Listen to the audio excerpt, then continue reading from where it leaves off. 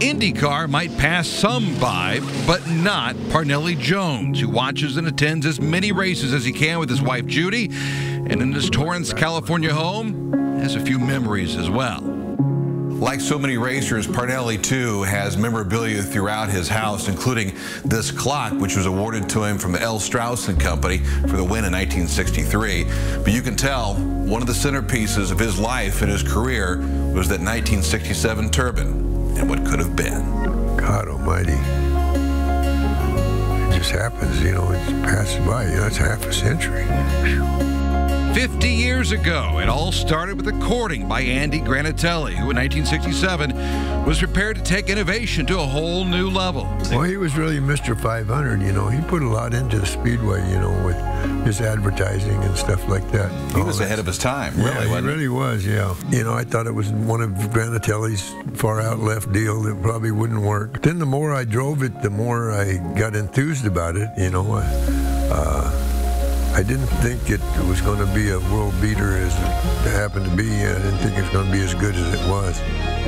The car appeared to be in a class all its own, but it had its limitations, namely on the straightaways.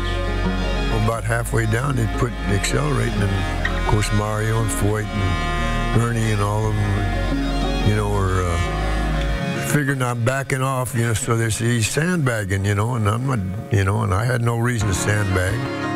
And then there was the sound. What did it sound like? In the car? Yeah.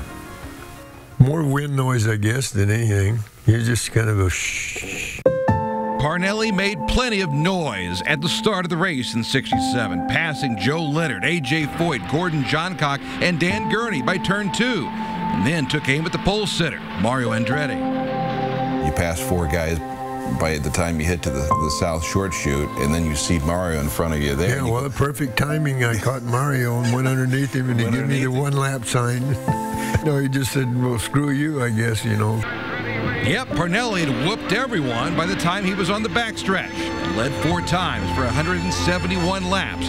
As said, I must report Parnelli Jones is almost at a halt on turn number 4. Before the car started slowing down on lap 197. I was stupid in the way I drove the car, though. I should have, you know, the thing had tremendous torque, and accelerating out of the pits hurt it, and that's what hurt the bearing in the rear end.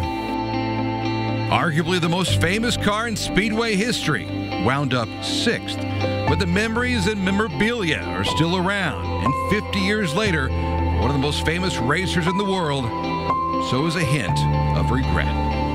I always blame myself for not taking it easy because I had a tremendous lead. And, you know, I felt bad about that ever since. Still do.